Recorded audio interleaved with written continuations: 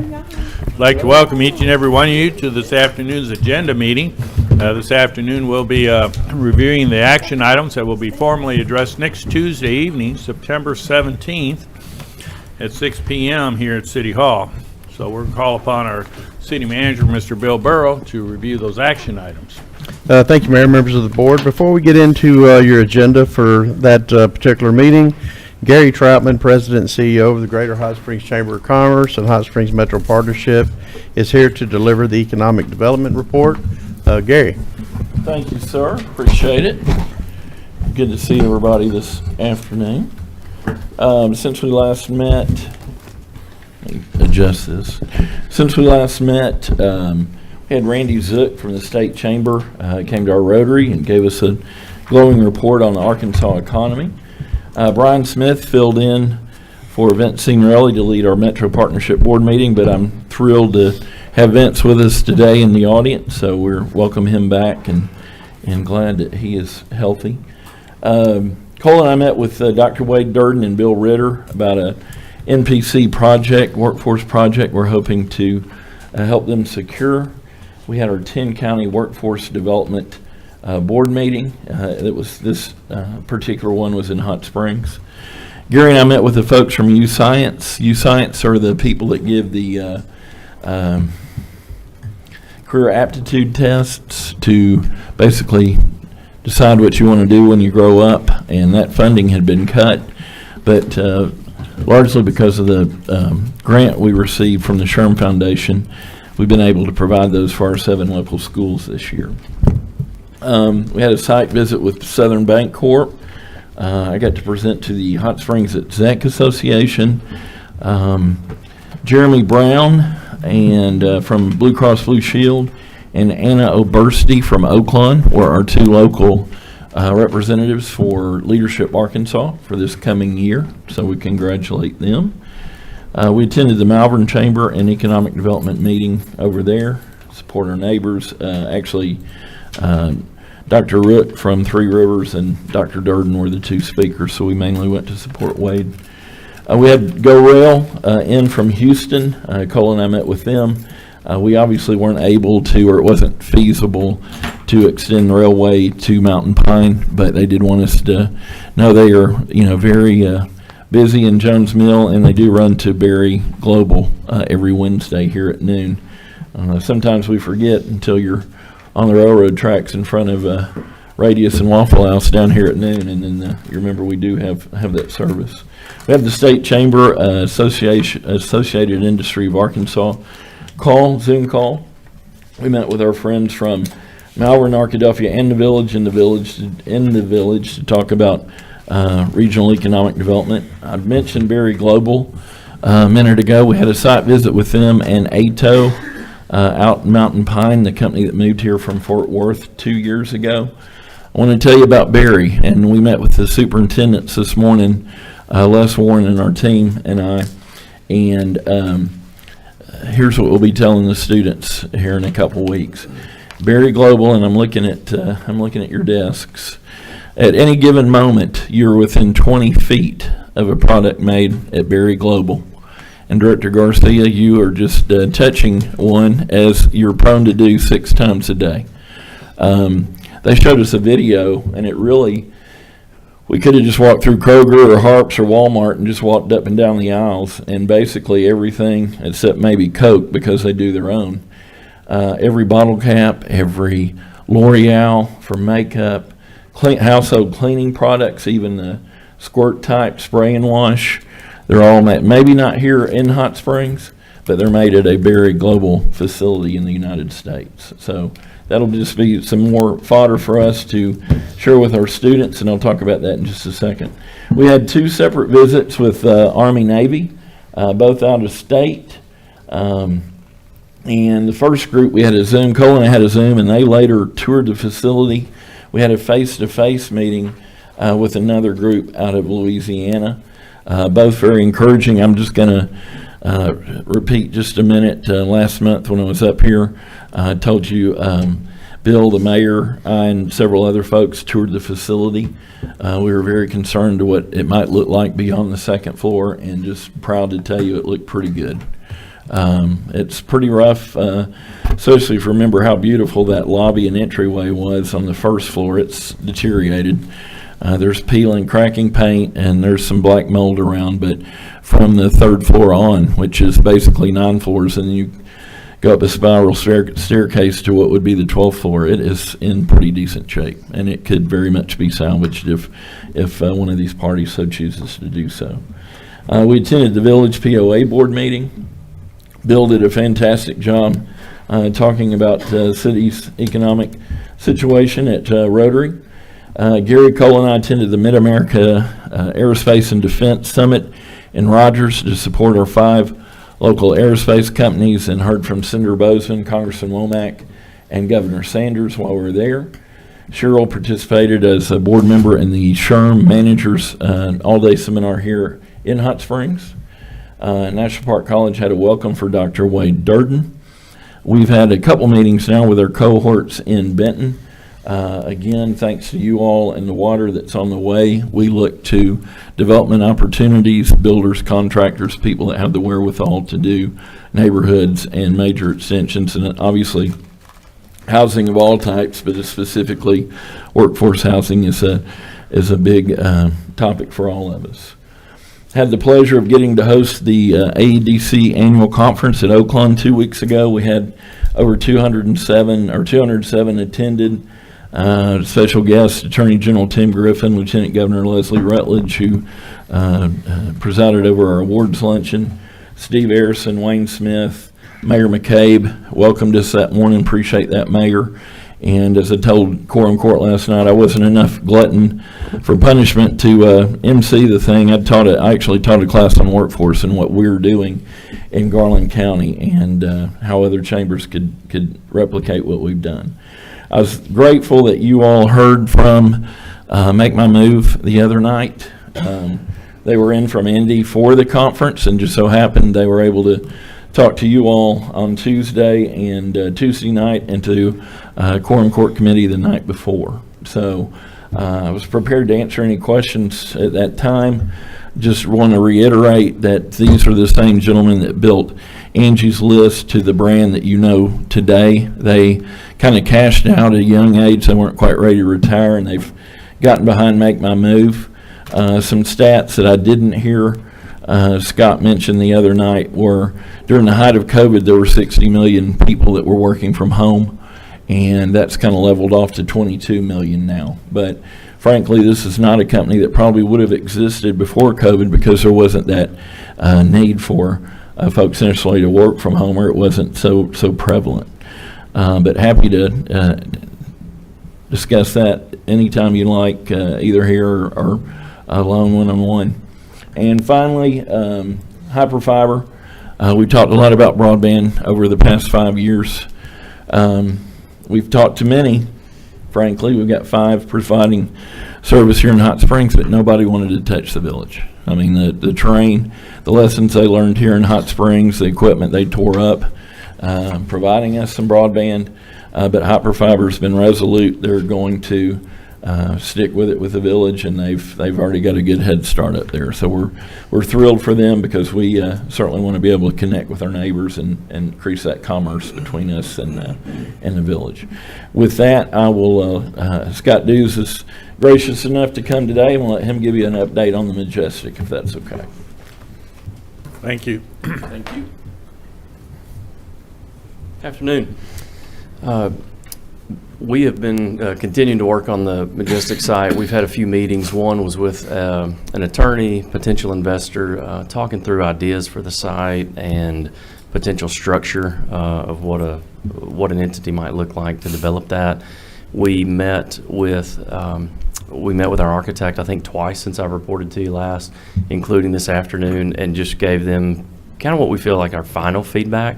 We've had, I think, 3 of those meetings where he's given us a design and we've gone back and tweaked it. So we hope to have those soon. And then I guess most excitingly, the first prospect that we hosted last November that we had told you about, that's in the hospitality space, in resort communities specifically. They had been on hold. I told you there had been some organizational changes within or some management changes within their organization. They reached out to us 2 weeks ago to let us know that they have put a new person in charge of that division and want to re-engage. And so we feel like that'll happen in the next week or two, that we make contact and hopefully begin that dialogue with them again. So feel positive about that. Again, I hate to put a timeline on it. I'd say a month or two to get the renderings, depending on how quickly the architect can turn that back around for us. But those are probably the last 30 days worth of updates. So I'd be happy to answer any questions. Any questions? Any questions for Scott?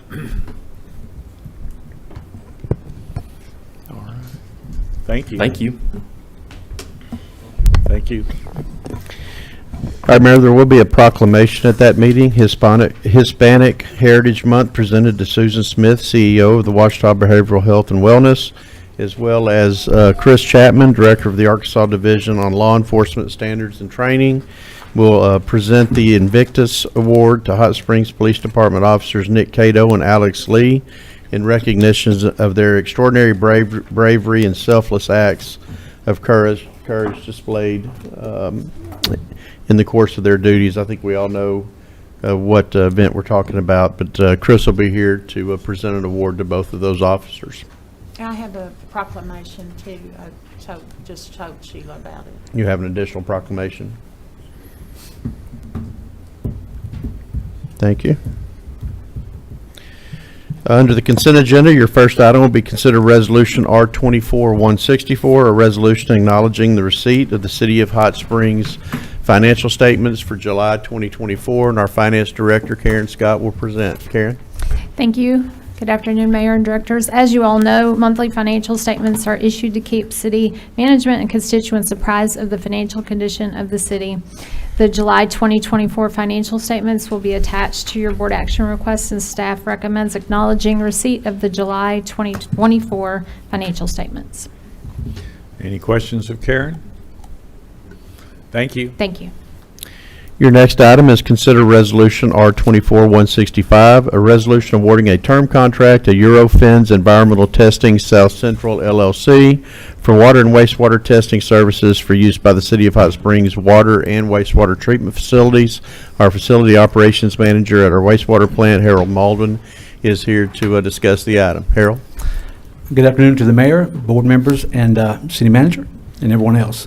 The city water and wastewater divisions are required to submit test results to ADQ and Arkansas Department of Health periodically to fulfill required permit parameters. In order to perform all testing required, an outside accredited contracted lab is there to satisfy the criteria of each permit for the water, wastewater treatment, and composting. Invitations to submit proposals for the testing services were sent out and duly advertised to vendors. Eurofins Environmental Testing South Central, Little Rock, formerly known as American Interplex, submitted the sole proposal. Staff evaluated the response in accordance to the Arkansas Code, or Hot Springs Code, and recommends awarding the term contract to Eurofins Environmental Testing LLC. A notice of intent was awarded to contract this lab and has been published with no protest filed. The term contract is for 12 months, but could be extended up to 4 12-month extensions upon mutual consent by the vendor and the city through annual budget approval processes. Funds are budgeted in the specific line items through Lakeside and Ouachita water plants, the Davison and Southwest wastewater treatment plants, and the compost facilities. Funds will also be requested through 2025 through 2028. Board, I will say that this is not a new process. This is something that we currently do. We've had a long relationship with American Interplex, and they're handling these functions for us now. It's time to bring you a renewed agreement. The reason you're seeing it is over the 5-year period, it would exceed the $60,000. However, this agreement is probably going to be somewhere around $12,000 a year. Director Garcia. Thank you. So is Eurofins the one currently performing the testing? American Interplex, they've been purchased or have changed their name to Eurofins, so it's the Okay. same company, same people, just different name. Okay. Thank you. Very Any other good. questions? Any further questions? Thank you. Thank you. Thank you, Harold. Next is consider Resolution R-24-166, a resolution authorizing the filing and acceptance of a 2025 Great Strides Trails for Life grant to fund an overlay of existing trail sections at 3 of our city parks. Our Parks and Trails Director, Anthony Whittington, will present the item. Anthony? Thank you, Mr. Burrow. The Great Strides Trails for Life grant is a no-match grant that is administered through the Arkansas Department of Parks, Heritage, and Tourism.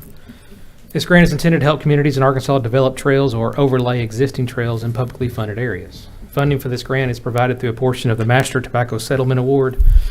Only trails that are hard surface qualify for grant funds. 3 parks have been identified in need of an overlay or repair of section of trails: Energy Park, Family Park, and Hollywood Park.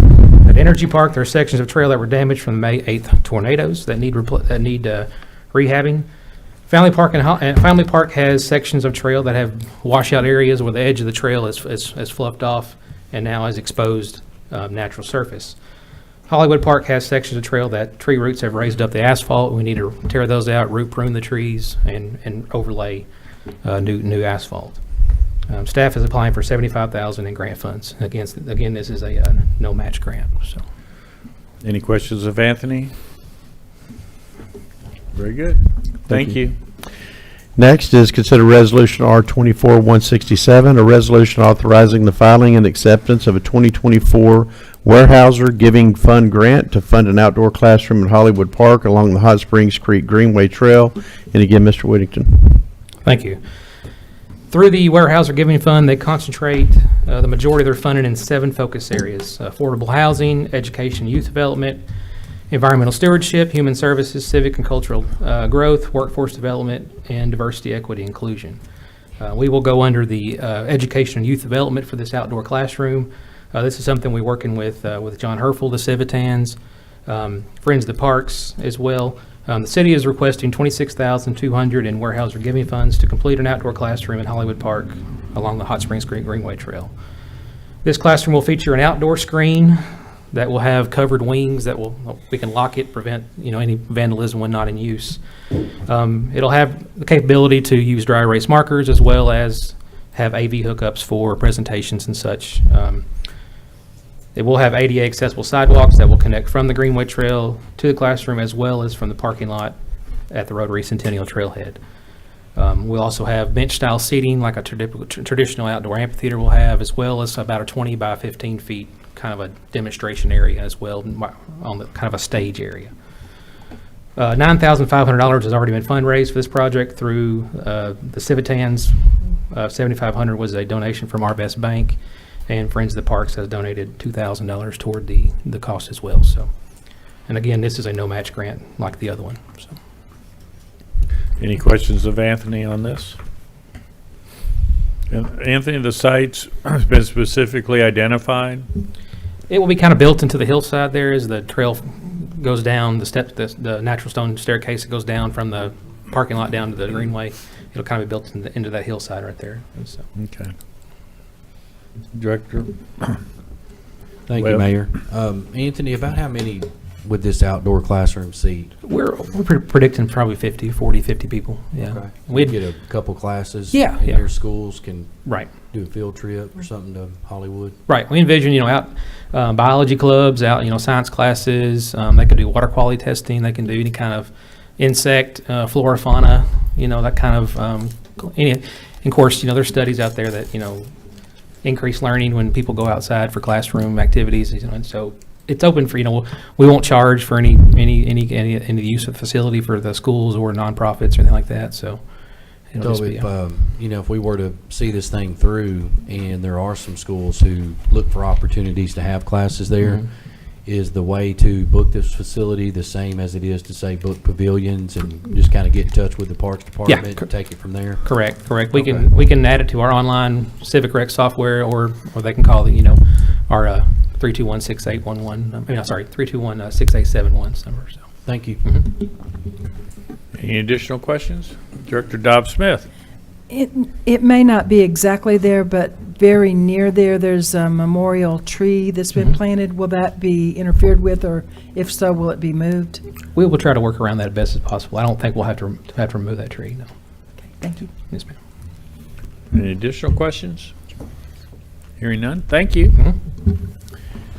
Your next item is consider resolution R 24-168, authorizing the filing and acceptance of a Reconnecting Communities pilot, or an RCP, discretionary grant from the U.S. Department of Transportation for the East Belding Street Connector Project. And I'm pleased to introduce Sarah Delozier, our grants writer for the city. I'll just say that Sarah has really just been a wealth of knowledge and a lot of energy that she brings. She's only with us a couple of days a week right now. I really can't imagine what we're going to see when you're here all 5 days, but I really appreciate the work you've been doing and the work you've done on this grant. Thank you. Thank you, directors, and thank you, Mayor. I'm here today to speak with you about the Belding Street Connector Initial Planning Grant Application Request. The project is for an East Belding Street Connector Planning Grant through the Department of Transportation Reconnecting Communities Pilot Grant and Program. Attached is the Notice of Funding and FAQ sheet in your packet. The grant is designed to fund planning activities and address transportation infrastructure barriers, aiming to enhance community connectivity, mobility, and economic development. Applications are due on September 30th, 2024, and the grant is offering an 80-20 cost share opportunity for the planning grant request. The Belding Street Connector project is a critical initiative to enhance safe and equitable access within a critical section of the multi-use activity within our city. By extending Belding Street from Lincoln Street to Malvern Avenue, the project will create a vital east-west route connecting Highway 7, Central Avenue, and Highway 270, Malvern Avenue. It will improve access to key connectivity resources, including the Garland County Library, the Garland County Health Department, and local grocery amenities. Currently, safe crossings east of Malvern Avenue are limited, and within the nearest located is 3,600 feet apart at the Crescent and Lowry Streets. The Belding Street Connector, complemented by a new traffic signal at Malvern Avenue, will significantly improve safety, mobility, and logistical efficiency, benefiting both residents and local industries within that specific neighborhood. The project aligns with the Hot Springs Forward 2040 plan to transform key streets to complete streets and improve multimodal links and connect neighborhoods to greenways and parks. If awarded, the City of Hot Springs' financial commitment would cover 20% of the project cost, amounting to $101,530 of the total $507,650 total proposed budget. This funding will come from the Complete Streets Fund, specifically from account 229-06-202-5974. Very good. Any questions of Sarah? Director I Garcia. don't know if it's for Sarah, or is this the same project back in 2011 we were trying to get funding for? We've been needing this for years and years. I'm so glad that you found a way that we possibly get the funding for this. Fingers crossed. I know it's been embedded in other proposals such as the RAISE grant application Right. and some ATIP for planning, but we're deciding to deep dive specifically to this corridor and make the case that it is a failing facility, as the program calls it. Thank you. Director Webb. Yeah, thank you, Mayor. You mentioned the date to have the grant submitted was September 30th. Do you have any date as to when you might hear back as to whether or not it's approved or not? Would it come before the new year? Unfortunately, the NOFO does not specify when we would hear, and it's through a Department of Transportation grant, so it could take several months before we hear anything, but certainly we would stay in close communication and let everyone know as soon as possible. Well, it sounds like this is a good initiative. So, and if we've been trying to get it done since 2011, it's about time to see this come to fruition. So I appreciate what you've done to get a grant established to do this project. Thank you. You're welcome. Any additional questions? Thank you. Thank you. Next is consider resolution R 24-169, a resolution authorizing the filing and acceptance of federal grant funds from the U.S. Department of Housing and Urban Development to implement the 2023 housing strategy, and our Planning and Development Director, Ms. Kathy Selman, will present. Thank you. Good afternoon. The U.S. Department of Housing and Urban Development, HUD, has opened a second round of fundings for the Pathways to Removing Obstacles to Housing which they call Pro Housing. The applications are due on October 15th. City applied for this grant in 2023. No local match is required of grantees, but in-kind matching funds make the application more competitive. The minimum grant amount is $1 million. The maximum is $7 million. Grantees will have 6 years until September 30th, 2030 to implement the grant, with work expected to begin in January 2025. The grant purpose is to remove barriers to affordable housing, resulting in more housing available for workforce housing. If granted, these federal funds will support the City of Hot Springs in implementing the 2023 housing strategy, as well as the Forward Hot Springs 2040 comprehensive plan. Eligible activities may include acquisition of real property, including air rights, water rights, and other interests therein, which is appropriate for rehabilitation or conservation activities, provision of assistance, including loans and grants for activities carried out by private entities, again, including acquisition of real property, and facilitating the conversion of commercial or other properties to new housing. The resolution before the board would authorize application pursuant to the notice of grant application for pathways to removing obstacles to housing from HUD for $7 million. No match is required, but the application includes in-kind matches from existing programs, including foregoing revenues for a period of the grant. The plan would be to compensate short-term rental licensees to convert homes to long-term rentals for a period of 5 years or possibly longer, and is expected to result in a very quick addition of between 50 and 70 housing units for availability as long-term rental units in Hot Springs. Very good. Any questions of Ms. Salmon? Good job. Thank you. Thank you. Next, you'll have your first of 3 items under new business. Consider Resolution R-24-170, a resolution awarding a bid to Diamond Construction Company for Phase 2 of the Gulf of Basin Force Main Project in the amount of $4,604,000. And our project manager, Todd Pillar, will present the item. Todd? Thank you and good afternoon. This is a Phase 2 of our Gulf Basin Force Main. It basically runs from Humphreys Dairy Road across Shady Grove Road and ends up at the Davison Drive wastewater plant. It's about 9,750 feet long. And on August 26th, we received 4 bids, and Diamond Construction was the low responsive bidder. As Bill mentioned, $4,604,000. And construction will take approximately a year to get done. And it'll come out of the board-approved wastewater bond funds. I will say that the engineer estimate for this particular work was a little over $6 million, so we were very pleased to open those bids and see these numbers. Diamond Construction has done a tremendous amount of work for us on our water side, and very, very comfortable with that particular proposal, but was very pleased to see one come in under that engineer's estimate. What's the time frame, Todd, for once the work is initiated? About a year. 1 year? Okay.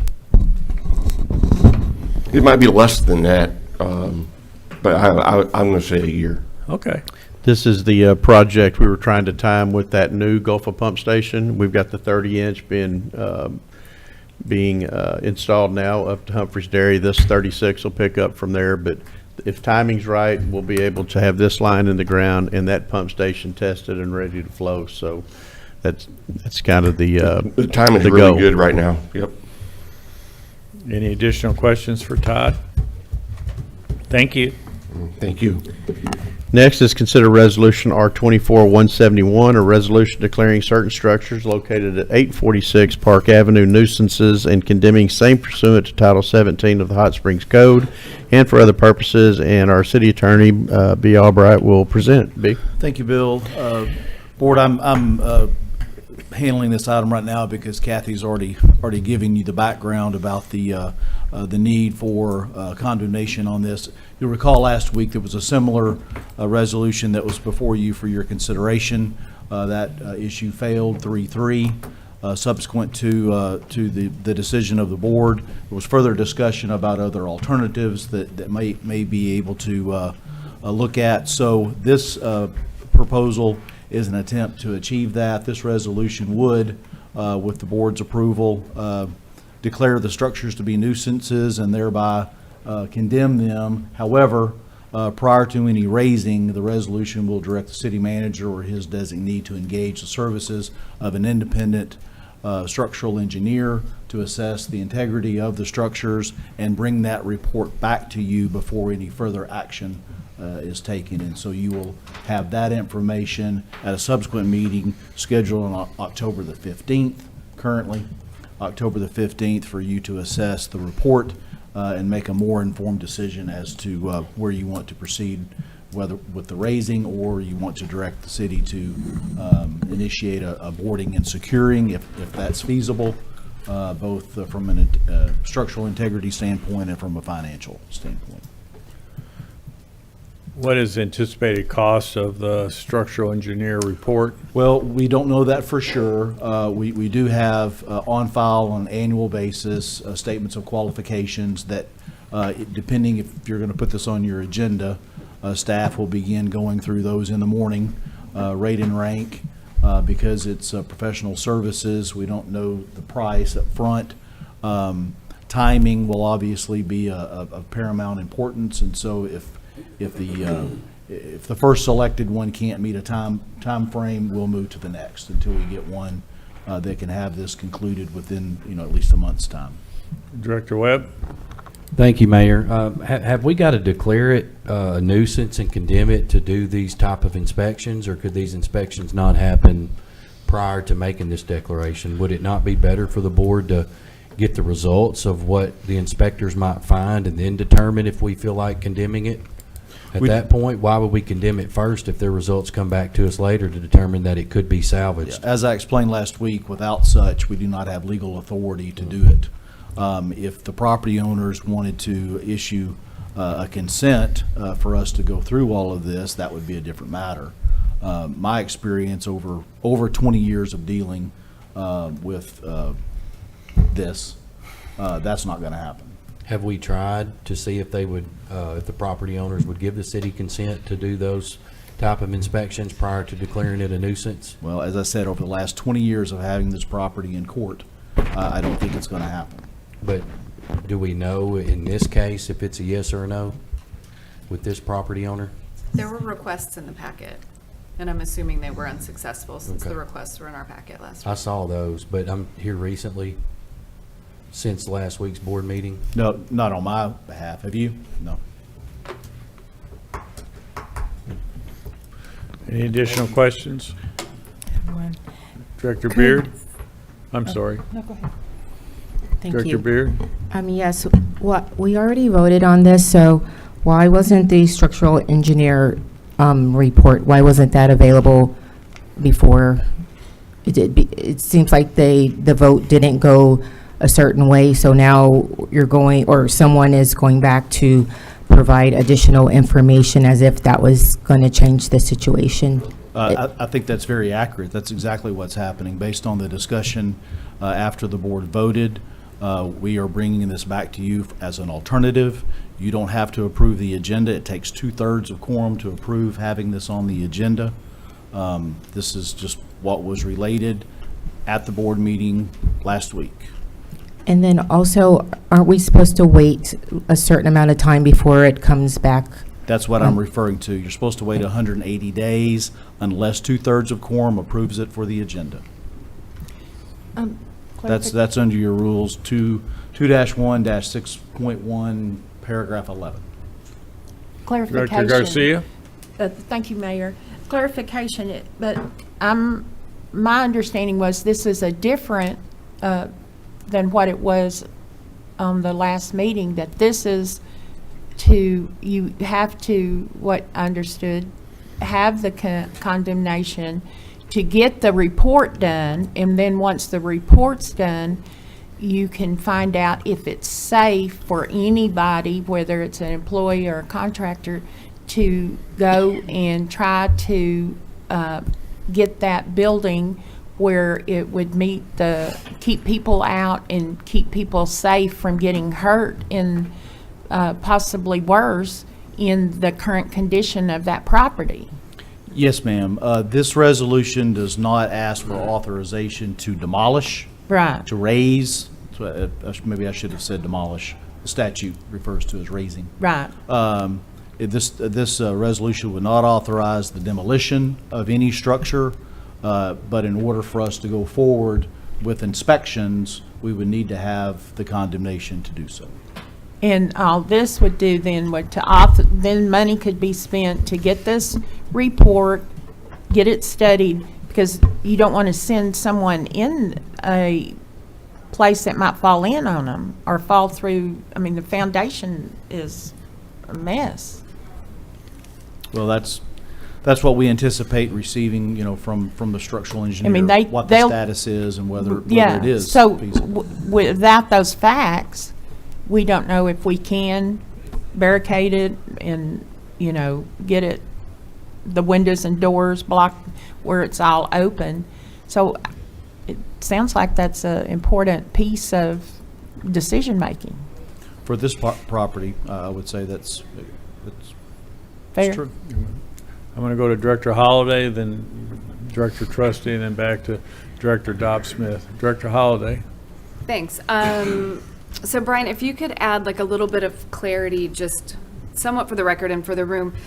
Typically, when we say condemnation, we mean condemnation demolition. Like they're almost always together, but in, just like Director Garcia said, the declaration of condemnation does not equal demolition. That's usually, so what the actual definition of condemnation is and what that, again, more specifically means in this case and why it's, doesn't mean the house would be coming down in 30 days like it would typically when we condemn another property. Is that It was a question. Yeah, no, literally didn't really the hear definition one. of condemnation versus, because it's kind of, especially, I had some people in the neighborhood ask, typically when we say we've condemned a property, we've also condemned it to falling down, like Right. being taken down. And that is not necessarily what. That's not always the case. Right. So what is the actual official definition of condemnation? That it constitutes an unlawful nuisance. Okay. It is a, it's a safety hazard for any occupant or anyone near the structure. Thank you. Director Trustee? Thank you, Mayor. Brian, if we proceed with this next week, then the cost that's incurred to do by the engineering firm to determine the structural integrity, that would become a lien on the property? Yes, sir. Okay. Yes, sir. And would have to be dealt with at some point by current owners or the city if it Yes, sir. goes past what's anticipated here. Yes, sir. Thank you. Director Dobbs-Smith? In plain English, we can't do anything to this property without the property owner's permission. And if the property owner, for 20 years at least, if not more, since the Fishers were in the Stitt House, we've been having issues with that property. But we can't go on someone else's property and board it up for them without we've condemned it and now we can do something with it. But I would like to see us, now that we have Sarah on board, I know she's probably got everybody grabbing her for grants, but Preserve Arkansas may possibly have some structural engineer money, or the AHPP, the Arkansas Historic Preservation Program, might have grants they do some things where they come in with their own structural engineers and their own people that might offset that cost. But it also would help bring awareness and possibly get it on the most endangered list for structures in Arkansas if it's salvageable. Sure. And as much as we hate to see it go, it may have, over the 30 years, I'm going to say, that it's been deteriorating, it may be too far. I think it would be So- prudent to explore all of those possibilities. I'll also add that the difference between doing this by property owner consent versus doing it through condemnation action, or for that matter, a court order, is with the consent of the owners, we would not be able to assess the lien.